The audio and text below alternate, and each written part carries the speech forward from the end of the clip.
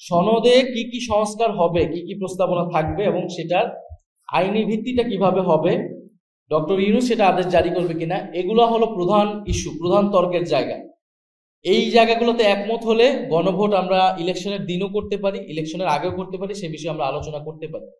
কিন্তু গণভোট আগে হবে না ইলেকশনের দিন হবে, এইটাতে হচ্ছে বিএনপি জামাত আবার একটা দ্বন্দ্বে চলে গিয়েছে, এবং যেই দ্বন্দ্বটা অযথা অপ্রয়োজনীয় বলে আমরা মনে করছি। ফলে আমার সার্বিক পরিস্থিতি দেখে আমাদের কাছে মনে হচ্ছে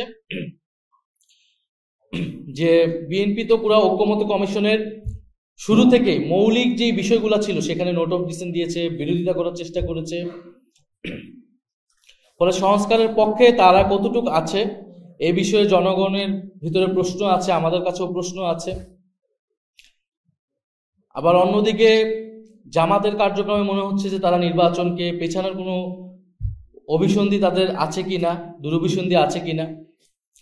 ফলে একদল সংস্কারকে ভেস্তে দিচ্ছে, আরেক দল নির্বাচনকে পেছানোর চেষ্টা করছে। সার্বিক পরিস্থিতিতে আমাদের মূল্যায়ন এটাই।